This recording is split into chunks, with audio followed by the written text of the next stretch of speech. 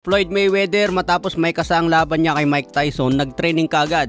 Sinabi niya na easy work lang ang laban niya kay Mike Tyson. Siguradong malaki ang bayad kay Floyd Mayweather dito mga tol at hindi pa masyadong mahirapan. Kaya ngayon pa lang nagpagpag na ng kalawang si Floyd Mayweather. Kahit nagpapakasarap na lang sa buhay ang ginagawa niya, hindi siya tumataba. Dito natin makikita ang disiplinadong boksingero. Kahit matagal na siyang retirado, maganda pa rin ang kanyang pangangatawan. Hindi katulad sa ibang boksingero matapos magretiro, talagang tumatabang katawan. Kaya parehas lang si pambansang kamao at si Floyd Mayweather na madisiplina talaga. Yung ibang boksingero kapag nagretiro na, kakalimutan na rin ang fitness. Kaya lumulobo ang tiyan nila at tumataba. May mga boksingero nga kahit aktibo pa sa boxing, kapag walang laban, lumulobo ang tiyan. Tumataba sila kaya pagdating ng laban, medyo mahirapan na magpababa ng timbang.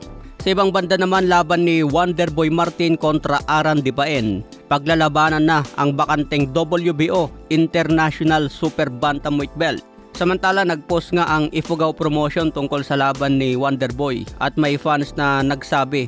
So ang sabi niya, nung amateur pa lang daw si Wonderboy, mabilis sumuntok at marami siyang sumuntok. Pero nung pumasok na sa pro, paisa-isa na lang daw ang suntok at puro takbo na lang. Magkaiba po kasi ang galawan ng amateur boxer at professional. Kapag amateur ka, hindi mo kailangang magtipid ng stamina dahil 3 rounds lang yan eh. Pwede kang bumato ng maraming suntok kahit hindi tumatama yung iba. Kasi sa amateur, kailangan maraming suntok ang maipatama mo at hindi mo kailangang magtipid ng hangin.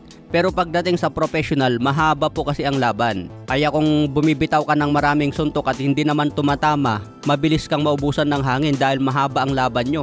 Minsan 8 rounds hanggang 10 rounds. Kaya sa professional ang galawan dyan, malilinis na suntok ang importante. Importante na dyan ang timing, precision at kailangan mong i-outbox. Dahil kung makipagsabayan ka lang ng maraming suntok at natatamaan ka din, useless lang.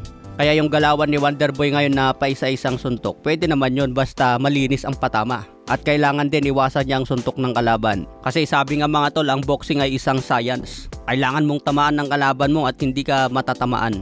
Abakan din natin ang iba pang pasabog dyan sa 3 Line Manila. Dahil balita ko meron silang idagdag na boksingero na malupit. Sa iba pang balita, binabatikos pa rin ngayon si Canelo Alvarez. Dahil pinatulan daw niya si Terence Crawford na galing sa mababang division. Pero inayawan niya si David Benavides. Kaya maraming fans ang hindi kontento sa legasiyang nagagawa ni Canelo. Dahil hindi raw niya nilabanan ang katapat niya sa 168 pounds na si David Benavides. Ito na lang daw kasi ang kulang sa resume ni Canelo, ang pagpalag kay David Benavides. Ito rin ang sinasabi nila Manuel Marquez, Oscar De La Hoya at iba pang legends na kailangan labanan ni Canelo bago tuluyang magretiro.